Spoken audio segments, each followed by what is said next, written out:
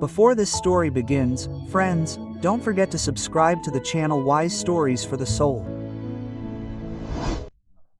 I'm 74, my hands don't always shake, but they definitely do in the morning. I've been taking blood pressure pills for 20 years now.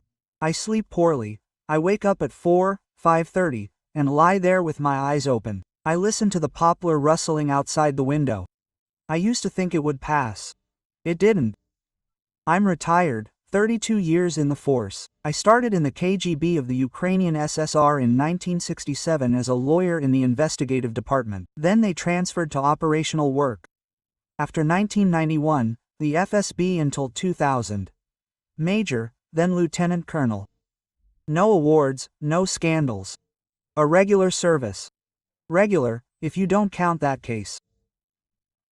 I didn't want to write about it, didn't want to remember it, but I see how young people now work quickly, technologically, with computers, with DNA databases. And I understand they don't know what it was like without all this, without databases, without cell phones. When a description is a typewritten sheet on thin paper that must be personally delivered to the neighboring district, when a composite sketch is drawn in pencil, when a mistake costs lives. So I'll tell you once for all. It was in '84. Spring, April, early May. I was serving in the regional department for especially dangerous crimes. It was a city of regional significance, an industrial one, with a population of 500,000. Factories, a dormitory, a hub train station. Life was ordinary, Soviet. Lines for sausage, a May Day demonstration, cleanup days. Crime was hooliganism, drunken brawls, thefts, the occasional domestic murder. We worked, kept up the detection rate, and then it began. I didn't notice the first incident right away. Back then, I didn't yet understand that it was an incident. They brought me a report on the morning of April 23rd. The duty station reported, a woman's body was found in a forest belt outside the village of Yuzhny. Identification is being established. Signs of violent death, quote. The usual wording. I took the folder and went down to the duty room. The duty officer was a few fishermen. A senior lieutenant, in-shaven and smelling of booze, handed me the inspection report.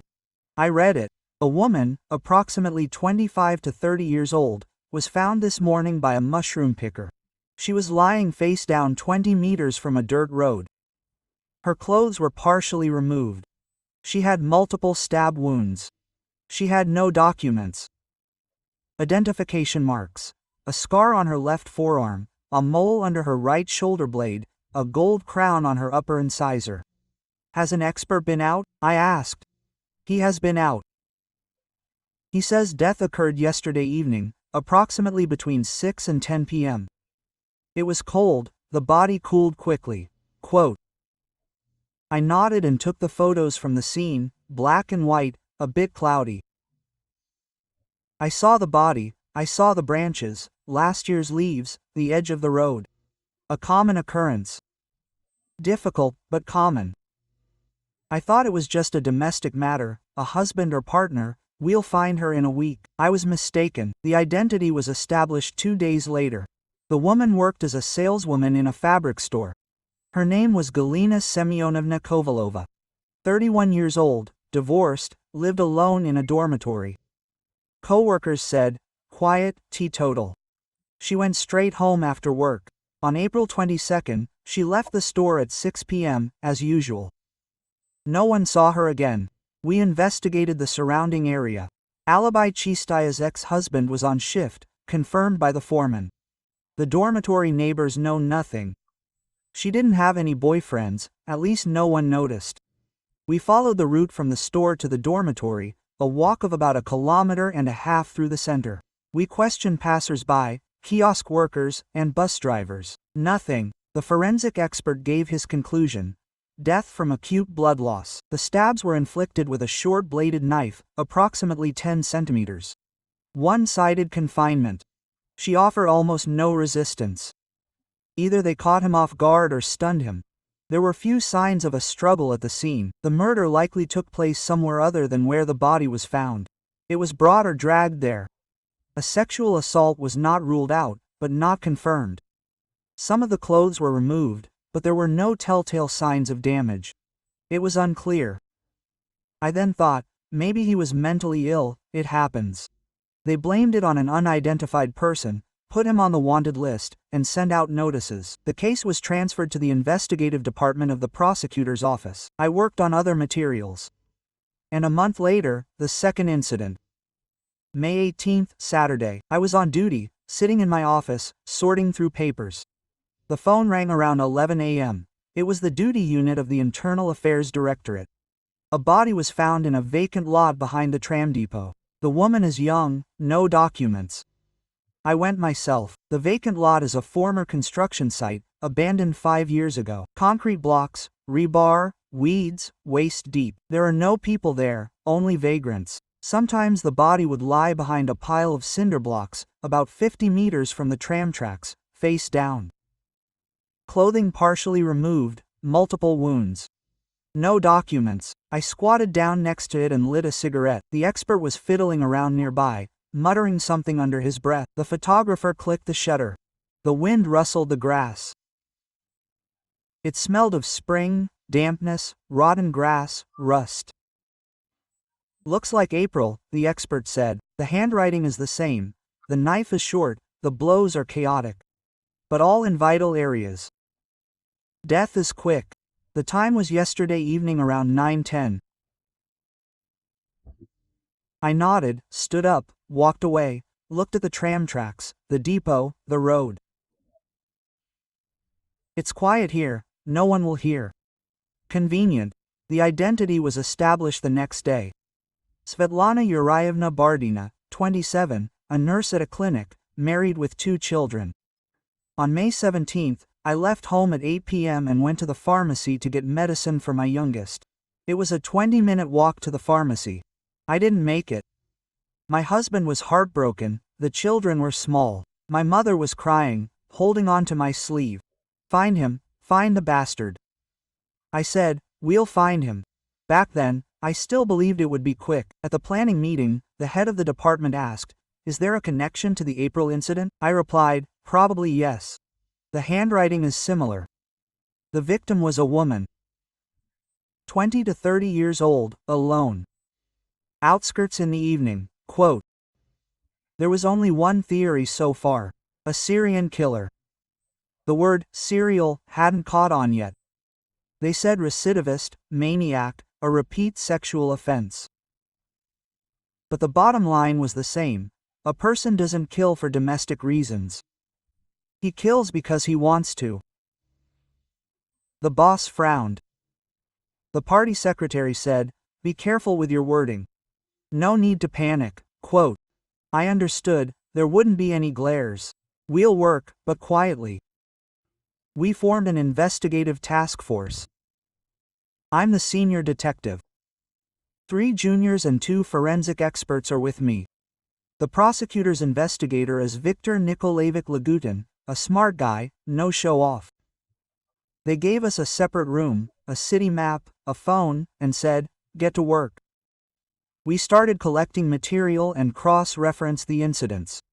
They had the same characteristics, women's clothing. Ages under 30. Killed in the evening on the outskirts. Clothing partially removed, documents missing. The weapon was a knife, a short blade. No trophies other than documents, no notes, messages, or symbols. Clean work, fast. Differences. The locations were different, a forest belt and a vacant lot. The victims were from different areas, not intersecting.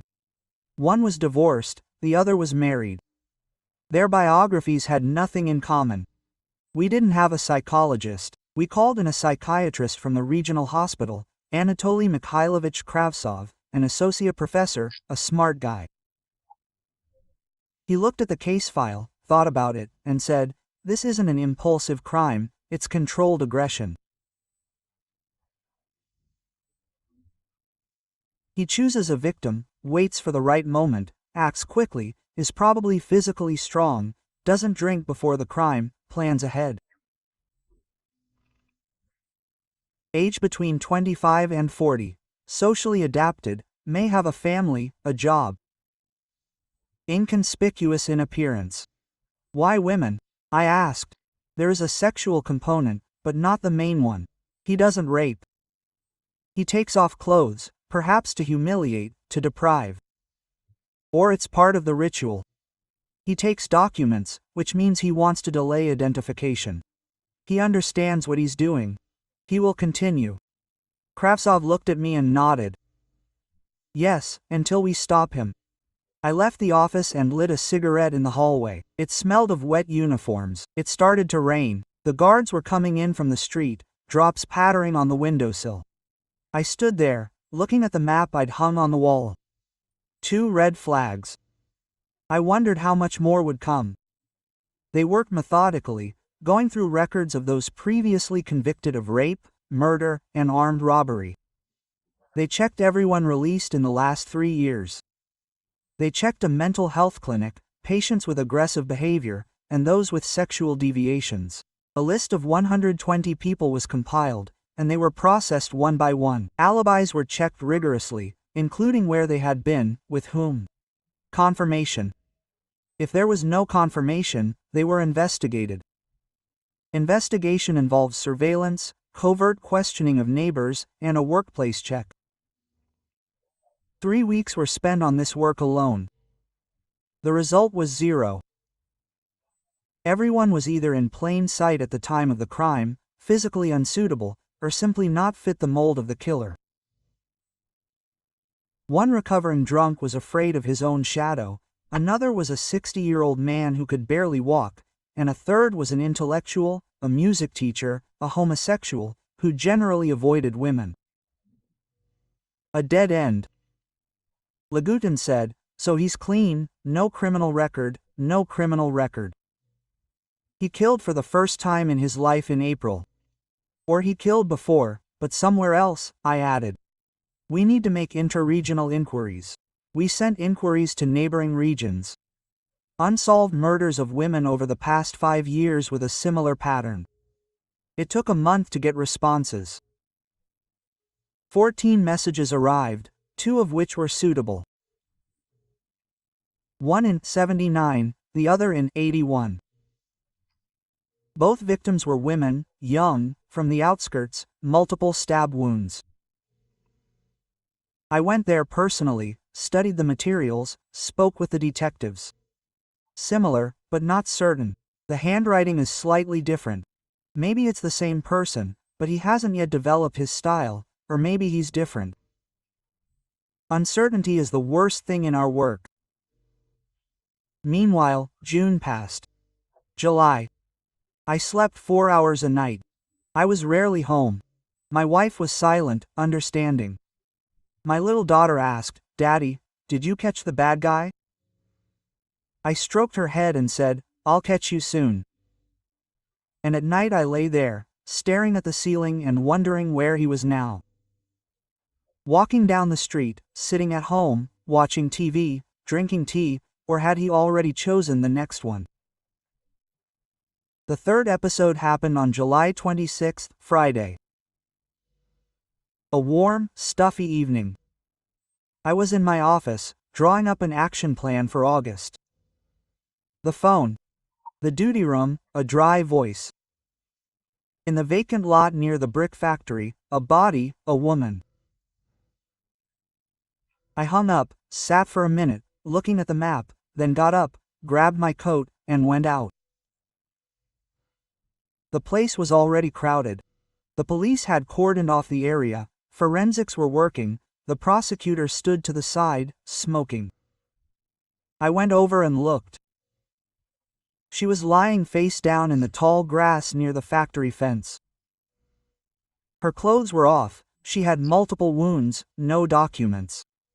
The handwriting was the same. I walked around the corner of the warehouse, leaned against the wall, and lit a cigarette. My hands were shaking, not from fear, but from anger at him, at myself, at the fact that we couldn't stop him. The third victim, Ina Petrovna Gladyseva, 28, an accountant at a meatpacking plant, unmarried, lived with her mother. She left the house in the evening to buy bread and never returned. My mother was screaming in the corridor of the prosecutor's office. I stood nearby, silent. What could I say? That we were doing everything possible, that we were working day and night? She didn't want to hear it. She wanted her daughter alive. At the planning meeting, the boss said, "We need to act more harshly, get everyone involved. Agents, informants, the watchdog. Comb the area of every crime. I need results." Quote. I nodded, although I understood that combing was pointless. He leaves no traces, he's not from around here. He comes, does his job, and leaves. The question is, where does he come from? We started working with geography, mapping all 3 points, the forest belt, the northeastern outskirts, the vacant lot near the depot, the southern outskirts, the plant, and the western outskirts. There are 5 to 7 kilometers between them. Public transportation is everywhere.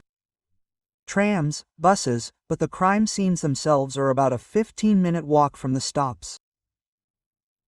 So, he's either on foot, on a bike, or by car. A bike is noticeable, a car. We don't have many of those here, so it's also noticeable. Most likely, he's on foot. Why the outskirts? Because it's quiet there. There aren't many people. Shout, but they won't hear. How does he choose his victims? Randomly or stalk them? I sat with a map until late at night, weighing up the options, then took a blank sheet of paper and wrote down what we know for sure. The list turned out to be short. The killer is a man, 25 to 40 years old, physically strong. He acts in the evening, at dusk, or at night. He chooses lonely women on the outskirts. He uses a knife, a short blade. He leaves no traces. He acts quickly, taking documents. The interval between crimes is about a month and a half. What don't we know? Who is he? Where does he live? How does he get around? How does he choose his victims? Why does he kill? The last point is the most terrifying, because if you don't understand the motive, you can't predict the next step. I called Kravtsov, the psychiatrist, and asked him to come over. He arrived at 10:30 that night. We sat together in the office, drinking tea from aluminum mugs. I showed him the map, the list, the photographs. Anatoly Mikhailovich, why does he kill? Kravtsov was silent for a long time, then said, because he feels a need. For him it's not a crime, it's an action that relieves internal tension. Perhaps he doesn't realize that he's doing something bad, or he realizes it, but can't stop. He's mentally ill in the legal sense, perhaps not. He may be sane, but there is a personality pathology. Sadistic tendencies, lack of empathy, weak impulse control. Is it possible to track him down before the next crime? Kravtsov looked at me. Theoretically, yes, if you know where to look. In practice, it's very difficult. He doesn't stand out. He can work, have a family, communicate with people. A mask of normality. I walked him to the exit. I stood by the window, watched him walk into the night. The moon was shining, the stels were poplar, the city was asleep, and somewhere out there walked the man who would kill again in a month. And we could do nothing about it. August was hot. The asphalt was melting. The offices were stuffy. Fans we were blowing hot air around. We worked 7 days a week, expanded the group, adding 4 more operatives and 2 investigators. Every day there were meetings, summaries, reports. I demanded the same thing from everyone: precision. Check the alibi, write down who confirmed it, when, under what circumstances. Interview the witness. Record every word, every detail. Found a lead? Don't be too quick to rejoice, double check. A mistake in our work is not just a piece of paper with an incorrect date. It's someone else's life or someone else's death. We compiled a description. The description is approximate, based on a psychological profile and logic. A man aged 25 to 40, of average or strong build, possibly engaged in physical labor, does not drink or drinks little, gets around on foot or by public transport, appears on the outskirts in the evenings, may keep an eye on lonely women.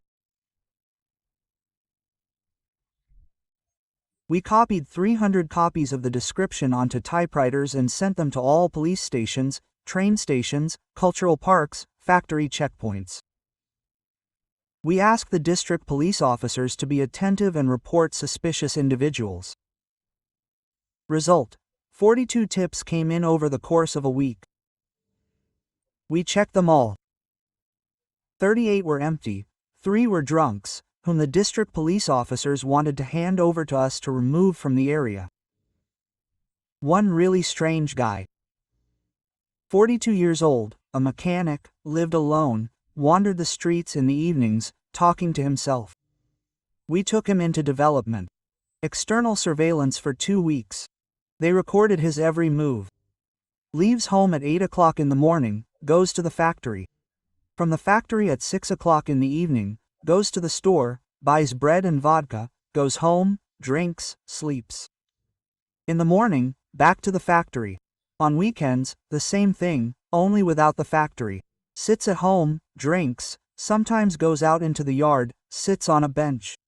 Talks to himself, but quietly, not aggressively. Doesn't approach women. Doesn't approach anyone at all. Alibi for the dates of the crimes.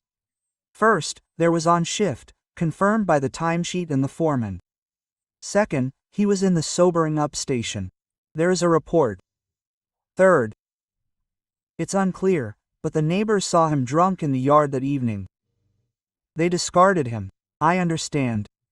The profile is useless, too general. Thousands fit it. Then I decided to try something else, undercover work. We had agents, people who, for various reasons, collaborated with the authorities. Some for money, some for leniency in their affairs, some for ideological reasons. I won't lie, the quality of agents varies, but sometimes they provide information that you can't get any other way. I met with 2 agents. The first was a lynx, a taxi driver, about 50 years old, drove passengers and eavesdropped on conversations. The second, Sheila, a small-time speculator, hung around the station, sold cigarettes, knew all the homeless and suspicious types. Lynx said, "There are rumors in the city, people are afraid. Women don't go out alone in the evenings, they say he's a maniac. Quote, but no one knows who he is." I once heard 2 men in a car discussing the need for a neighborhood watch to patrol the outskirts, but that's just talk. Sheila said, "A strange guy showed up at the station about 2 months ago. He comes in the evenings, stands by the platforms, watches people, doesn't drink, doesn't smoke, doesn't pester, just stands there. Then he leaves." I thought it was a planted cop, but cops don't stand like that. A cop either sits or walks, but this one stands there like a pillar. Describe him. About 35 to 40 years old. Average height, maybe a little taller. Thin. An ordinary face, nothing special. Dressed simply. Jacket, trousers, boots. Dark hair, cut short. He goes without a hat, even in the cold. When was the last time I saw him? A week ago. He was standing at the 3rd platform in the evening at about 8 o'clock, looking at the commuter train, then went towards the station square. Can you identify him? I can. But he might not come again. If you come to the station every evening, if you see him, call me immediately. Here's the number for the duty room. Say, Sheila is calling. He came. Got it? Got it. I wasn't sure it was our man, but there was a lead. A lead. At the same time, I set up surveillance at the station. 2 operatives in shifts every evening from 6 until 11. The task is to look out for suspicious people, take note of those who fit the description, and not show up. Surveillance is tedious and exhausting work. You stand, sit, walk in circles, pretend to wait for the train. Your eyes get tired, your legs get tired, and most importantly, you can't relax. Miss one moment, and the target is gone. A week passed. Nothing. A second week. Nothing. Sheila called twice. Both times were false alarms. First, one seemed to be a student, meeting a girl, then the other was a woman in a man's jacket. I began to doubt that maybe this was a waste of time, maybe I should look in a different way. But on August 23rd, Sheila called the duty room. His voice was excited. He arrived, standing at the second platform, looking at people. I was in the office. The duty officer passed the phone to me through the intercom. I grabbed my coat and ran out. I didn't take a car. It's faster to walk. The station is 15 minutes away. I was almost running, out of breath. My heart was pounding, my throat was dry. I ran into the station building. It was full of people. Evening, rush hour. Electric trains were coming one after another. I looked around and saw an awl near a newspaper kiosk. He nodded towards the platforms. I walked there slowly, like an ordinary passenger. Second platform. The electric train is standing, people are getting on. A man is standing by the pole to the side, with his back to me. He is wearing a dark jacket, black trousers, and work boots. He is about 175 centimeters tall. Thin. His hair is dark. He is cut short. He stands motionless, looking at people. His hands are in his pockets. I came closer, about 10 meters, and stood so that I could see him in profile. His face is ordinary, wide cheekbones, a straight nose, thin lips. His facial expression is neither evil nor kind, empty. He stood for about 3 minutes, then turned around and walked towards the exit. I followed him. Not close, about 10 meters, 15th distance. He came out onto the station square, turned left, and walked along Gagarin Street toward the center. He walked evenly, without rushing, without looking back. I followed him, keeping my distance, memorizing details, his gait, his posture, the way he held his hands. He walked for about 20 minutes, reached a bus stop, and boarded the number 14. I got on through the door behind him. The bus went across the entire city. He sat by the window, looking out onto the street. I stood by the back door, watching. At one of the stops, he got up, got out, and I followed him. We ended up on the outskirts, near a textile factory. He walked along Tikaya Street past 5-story panel buildings, and entered the entrance of the third building. I stopped at the next entrance, waited a minute, then walked over and looked at the board with names. Only 4 apartments per floor, 5 floors, 20 apartments. I wrote the address down in my notebook, returned to the bus stop, hailed a taxi, and went to the office. I found Lagutin, the investigator, at the police station and showed him the address. I need to check the residence. Quietly, without noise, through the passport office. Men, aged 25 to 45, registered at this address. Do you suspect? I don't know, but he's strange. Very strange. Lagutin nodded. The next morning he brought a list. 12 men of the right age. I looked through 10 families with children. 1 pensioner with disabilities. Only 1 remained. Korshinov Vladimir Grigorievich, 36 years old, divorced, works as a mechanic at a reinforced concrete plant. Registered alone in a 1-room apartment on the 4th floor. No criminal record, but not registered. Work reference. Disciplined, rarely drinks, does not create conflicts, does not participate in social life. Co-workers say almost nothing about him. Silent, withdrawn, eats lunch alone. I felt a chill run down my spine. Silent, withdrawn, alone. We'll check alibis for the dates of the crimes. Lagutin nodded. We requested attendance records from the plant. They came 3 days later. I see, April 22nd, a day off, didn't work.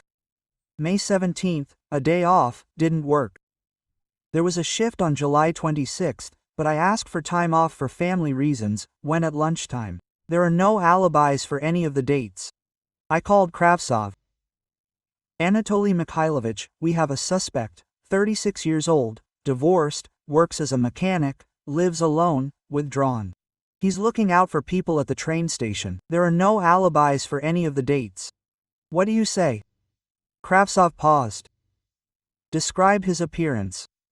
I described him as average height, thin, with an ordinary face and an empty expression. How exactly does he behave at the train station? Motionless, hands in his pockets, looking at people but not reacting, not smoking, not talking, just watching. This is called hunting. He chooses a victim, looks out for the one who is walking alone, who looks vulnerable. This is classic behavior of a sexual predator. It is very likely that this is your man. Enough for an arrest. From a legal standpoint, no. We need evidence, but from an operational standpoint, yes. He needs to be taken into custody immediately. I hung up and looked at Lagutin. We set up surveillance around the clock. 3 shifts. We record his every move. If he gets going, we catch him red-handed, and if he doesn't, then we'll dig further. Search, examination, interrogations, but first, surveillance. Clean, neat, no rush. We organized surveillance on Korshunov. 3 groups of 2 people. In shifts. First shift in the morning, second shift in the afternoon, third in the evening and at night. Observation points: the entrance to his building, the factory entrance, the bus stop, the train station, communication via payphones and the duty room. Every hour a report on where the target is, what he is doing. The first 3 days, nothing unusual. In the morning, he leaves the house at 7 o'clock, goes to the bus, goes to the factory.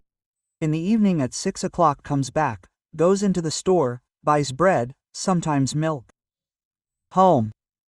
The light in the window is on until 11, then goes out. The 4th day. Friday. In the evening, Korshunov left the house at 8, went to the bus stop, got on a bus, rode to the station, went into the building, stood at the platform, stood for 20 minutes, looked at people. The violator reported, the subject is at the station, standing at the 3rd platform, observing passengers. I was in the duty room, listening to the radio, my heart was pounding. Don't lose him. If he goes after someone, report immediately. Another 10 minutes passed. Report. The subject went to the exit, heading for the bus stop. Is someone following him? No, alone. I exhaled. Not today. Korshunov got on the bus, returned home. The light in the window went out at 11:30. We continued surveillance. Every evening he went to the station, sometimes every other day, sometimes 2 days in a row. I stood, watched, and left. I understood that he was waiting for the right moment, choosing, preparing. A week passed, I hardly slept. I ate sandwiches on the go, and drank tea from a thermos. My wife called the duty room and asked, "When are you coming home?" I answered, "Soon." He didn't come. September 10th, Monday, evening. Korshunov left the house at 8 p.m. The weather was cloudy, it was drizzling. He went to the station, went into the building, stood at the platform. The violator reported, the target is at the station, I arrived there myself. I stood at the newspaper kiosk, pretended to read the newspaper, I saw him from behind. He stood as usual, his hands in his jacket pockets, the electric train pulled up motionless, people got off, walked along the platform. A woman of about 30 in a raincoat with a bag went to the exit alone. Korshunov looked at her, followed her. I signaled for surveillance. They walked in parallel.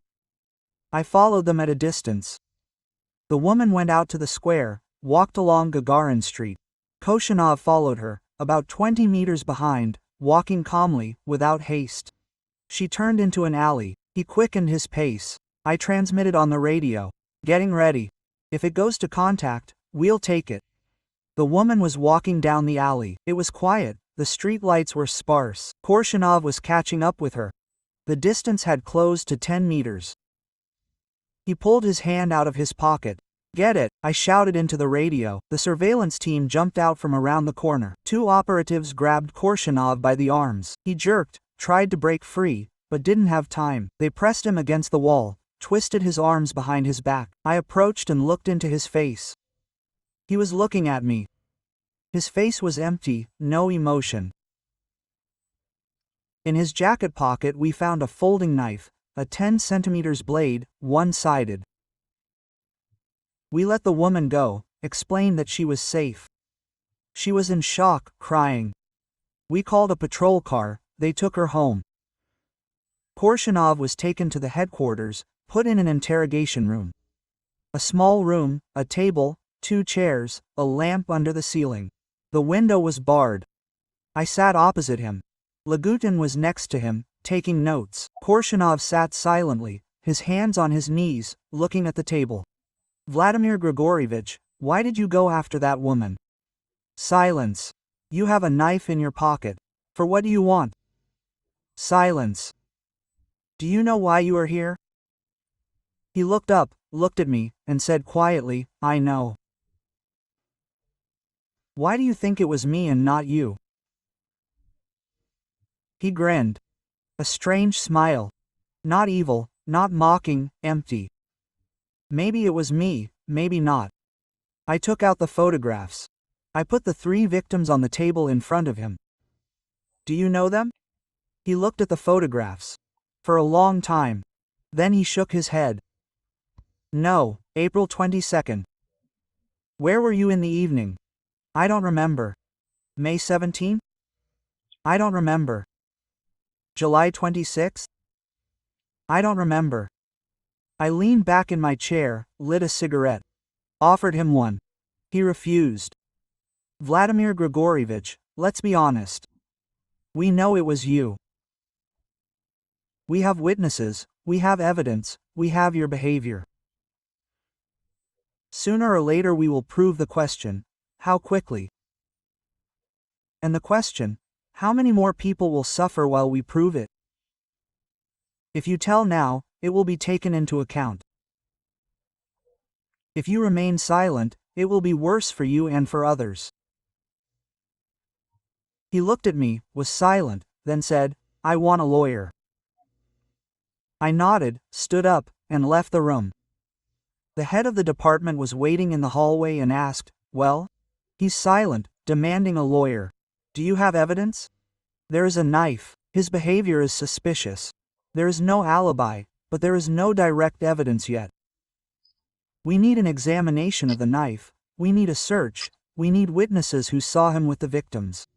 How much time do we have? 3 days to detain him. Then either the prosecutors sanction for arrest, or release him. Get to work. I returned to the office and called the forensic expert. You have the knife. We need to compare it with the wounds on the victims.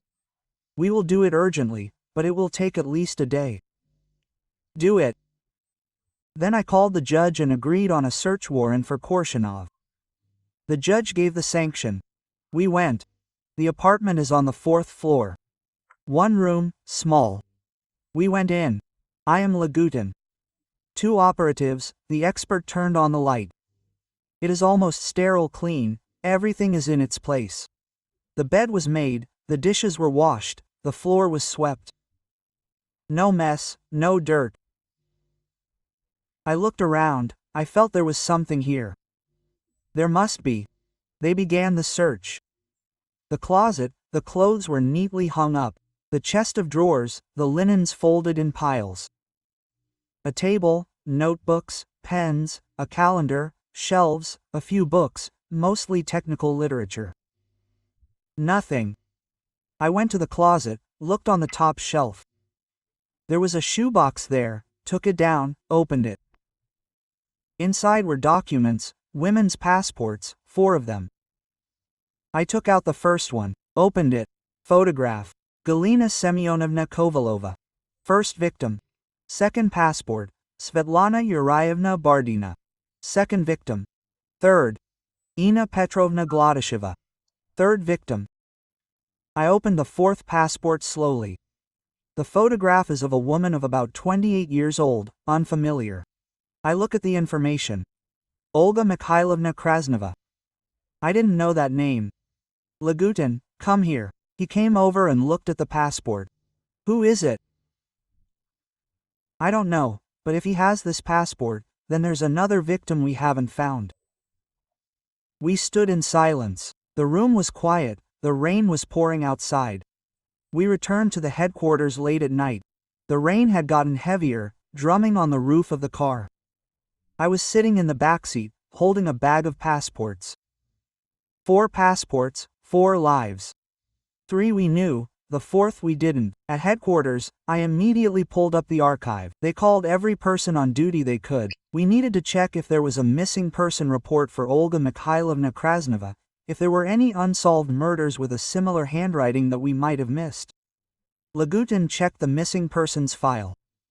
I called the district police station, the morgue, and the hospital. The Krasny surname is not uncommon, but there are few matches with the first and middle names. By 3 a.m., they found her.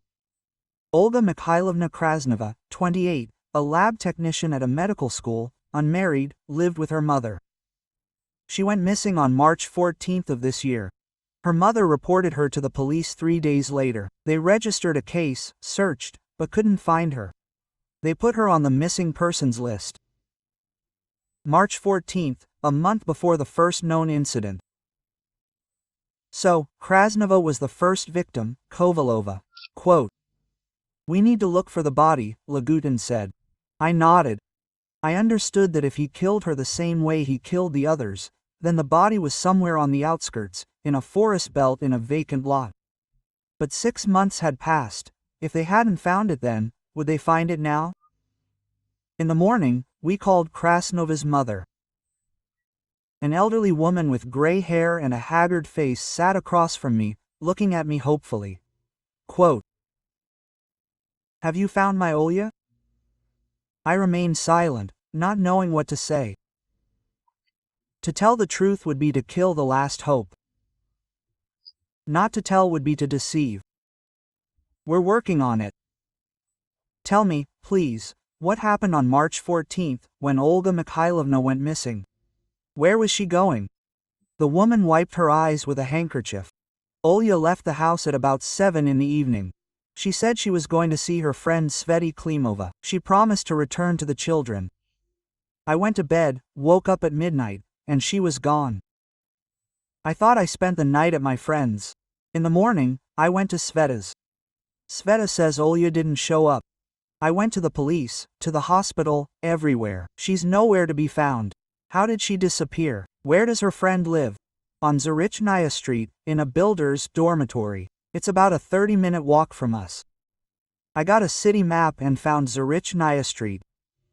It went through a vacant lot past some old warehouses. It's on the outskirts, a remote place. What route did Olga usually take? Through the center along Lenin Avenue, then turn right to the bridge, but you can also go straight through the vacant lot, in short, but it's dark there. She sometimes walked across the vacant lot if she was in a hurry.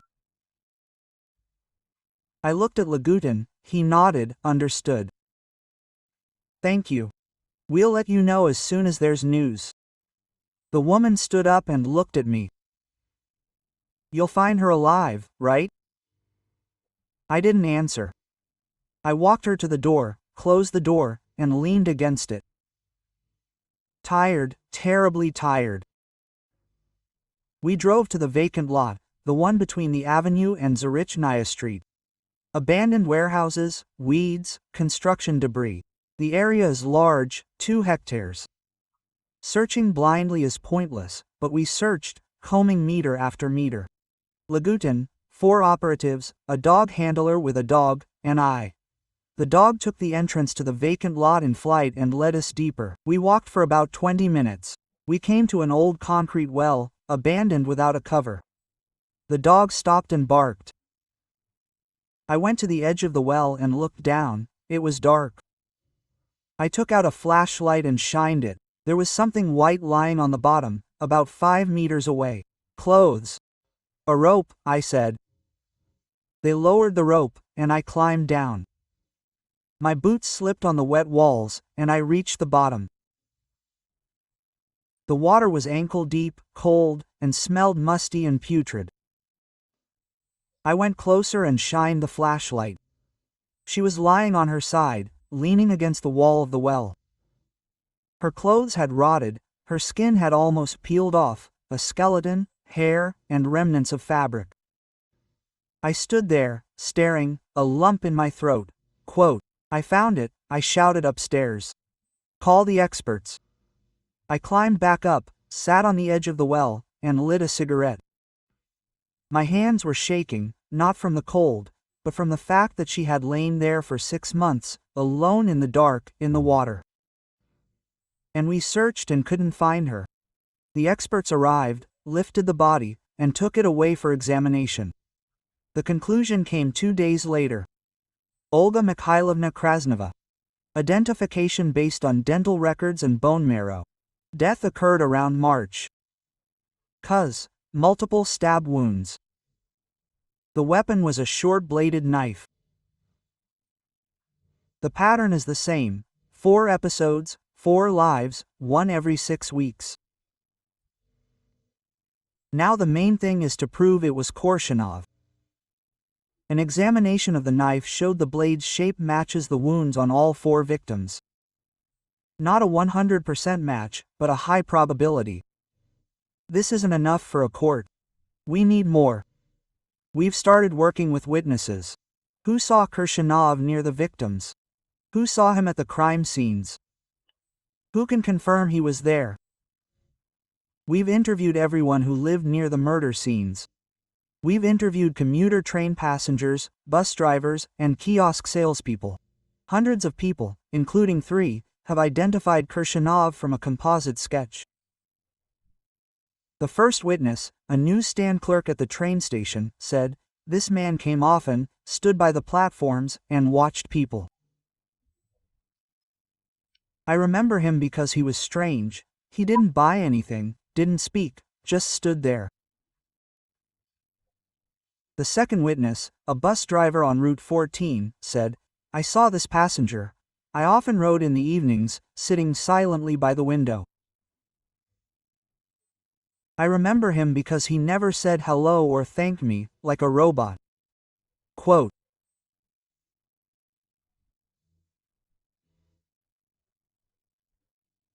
the third witness, Krasnova's neighbor, said, "On the evening of March 14th, I saw Olya in a vacant lot. She was walking alone, and a man was walking about 50 meters behind her. I thought then that maybe he was seeing her off, but something was wrong. I returned home and forgot about it, and when Olya went missing, I remembered. But the police told me that without precise details the testimony is useless. Now I look at this photo. It looks the same, very similar. That was enough for the prosecutor to sanction an arrest. Korshunov was officially charged with 4 counts of murder. The interrogation began. I interrogated him myself. Every day for several hours. We sat in the same room, a table, 2 chairs, a lamp. He was silent, looking at the table, sometimes answering monosyllabically, "I don't know, I don't remember, it wasn't me." I didn't press, didn't shout, didn't threaten. I simply spoke, laying out the facts before him one by one. The victims' passports are in your apartment. The knife matches the wounds. Witnesses saw you next to the victims. There are no alibis for any of the dates. Everything fits. He was silent. On the 5th day of interrogation, I brought photographs of the non-victims and their families. Krasnova's mother, crying, Bardina's husband and children, grief-stricken, Glodysheva's mother, aged 10 years. My ex-husband, Kovalev, drinking from grief, placed the photographs in front of him. Vladimir Grigorievich, these are people who have been left without daughters, without wives, without mothers. They don't understand why. They want to know why. Can you tell them? He looked at the photographs. His face twitched for a long time, only for a second, then went blank again. I didn't want to, he said quietly. I froze, the first words in 5 days.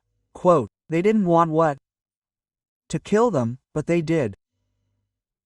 Silence, then a nod, barely noticeable. Why? He covered his face with his hands, sat like that for a minute or two, then removed his hands, looked at me, his eyes wet.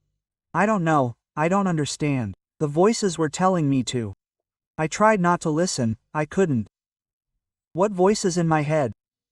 They were saying, she's bad, she's dangerous, she must die. I knew it wasn't true, but the voices were stronger. I looked at Lagutin, he was writing down every word. Vladimir Grigorievich, when did these voices start? A long time ago, about 10 years ago. Rarely at first, then more often. I went to see a doctor at the dispensary. They gave me pills. They helped, but not for long. Then they started again. Were you registered at a psychiatric hospital? No, I didn't want them to know. They wouldn't have found out at work, they would have fired me. I just went to get some pills, saying I was nervous. The doctor gave them to me without asking. Tell me about March 14th to Krasnov. How did it happen? He was silent, then began to speak slowly, with pauses. I was walking home from work, tired, wanted to go home. I saw her at the bus stop. She was standing, waiting for the bus. The voices said she. I followed the bus on foot. She got off and walked across the vacant lot. I followed her. I caught up. She turned around, scared. I took out a knife. I don't remember what happened next. I came to. She was lying there, blood everywhere. I got scared, took her passport so they wouldn't find her quickly. I dragged her to the well, threw her there, ran home, burned my clothes, washed myself, thinking, that's it, never again. But then there was more. Yes, a month later again. The voices again. I couldn't stand it. I went to the train station, searched, found Kovalova, then Bardina, then Gladyseva. Each time I thought it was the last time, but the voices wouldn't go away. Did you understand what you were doing was wrong? Yes, I did, but I couldn't stop. I leaned back in my chair and exhaled. We got a clear, voluntary, detailed confession. Are you ready to repeat this for the investigator on the record? He nodded. Yes, I don't care anymore. We drew up the confession report. Korshinov signed every page. Then they took him away to a cell. I stayed in the office, sitting by the window and smoking. It was raining outside, October, cold, gray. Lagutin came in and sat next to me. Well? Congratulations. The case is solved. I didn't answer. I felt no joy, no relief, only fatigue. You should have found him earlier, I said, after Krasnova. Then the 3 women would be alive. You did everything you could. Not enough, quote. Lagutin remained silent, then said, he's crazy. He'll go for an examination, they'll declare him insane, send him to a mental hospital, but they won't put him in jail. Quote. I know. That's fair. I looked at him. I don't know if he's sick, but 4 women are dead. Their families are destroyed. Where's the justice in that? We sat in silence, the rain pounding the glass. It was getting dark early, the street lights were already on. Korshinov was sent for a forensic psychiatric examination. The commission worked for a month. Conclusion: paranoid schizophrenia, imperative hallucinations. At the time of the crimes, he was unable to understand the nature of his actions. Insane. The court sentenced him to compulsory treatment in a specialized psychiatric hospital indefinitely until recovery. I was present at the trial, sitting in the courtroom, looking at Korshinov. He stood behind the bars, thin, haggard, hunched. When the verdict was read, he didn't move, didn't cry, didn't scream, just stood there. After the trial, I went outside. The victim's relatives were waiting there. Krasnova's mother came up to me. Will they let him go? No, they'll lock him up in the hospital, he won't come out. And even if they cure him, people like him don't heal. She nodded and walked away. I saw her crying, burying her face in some woman's shoulder. I returned to the office and filed the case. 4 volumes, 1,200 pages. Everything was documented, everything according to procedure. The boss called me and said, "Good work, you'll be thanked, maybe you'll get a reward." I nodded and left. At home, I didn't turn on the light. I was sitting in the dark in the kitchen, drinking vodka.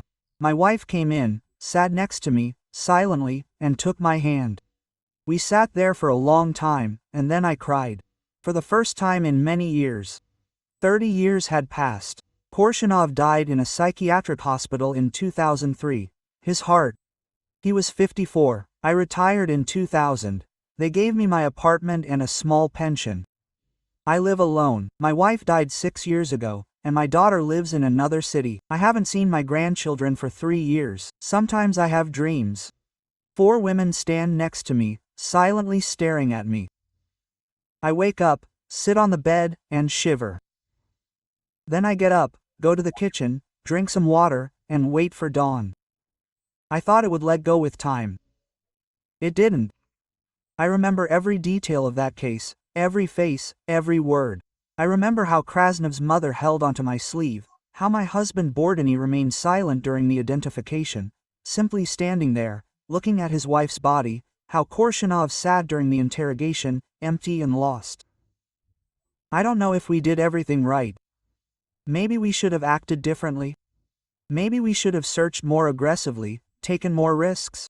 Maybe after Krasnova, we should have raised the whole city on edge, declared a state of emergency, posted patrols on every outskirts. But we acted according to the instructions, according to the rules, quietly, without panic, without a second glance. And 3 women died while we were searching. This is a lesson I'd like to impart to young detectives. Don't be afraid to violate procedure if lives are at stake. Don't be afraid to make noise if you need to warn people. Don't be afraid to admit your mistakes if a mistake could cost you your life. The system is important, but lives are more important. I'll finish with a story. In 2007, I received a letter from Bardina's daughter, the nurse who was the second victim. My daughter was 25 then. She grew up and became a doctor. She wrote, "I wanted to thank you. You found my mother's killer. You did everything you could." Quote, "For a long time, I was angry at you, at the police, at everyone. I wondered why they didn't save me. But then I realized you couldn't have known. It wasn't your fault, you were just doing your job. Thank you for that." I read the letter and cried, not from joy, but from relief, because she forgave not me, but all of us, but the system that failed to protect her mother. I don't know if I deserved this forgiveness, but I accepted it because otherwise I couldn't go on living. Now I'm 74, my hands shake, my blood pressure fluctuates, I sleep poorly. Sometimes I watch the news. Another crime has been solved, the killer has been arrested. They're doing a great job, I think. And I hope they're doing it right, not like we did back then. Faster, more precise, more courageous. Because every day of delay is someone's life. Every mistake is someone's death. And that's something we can never forget.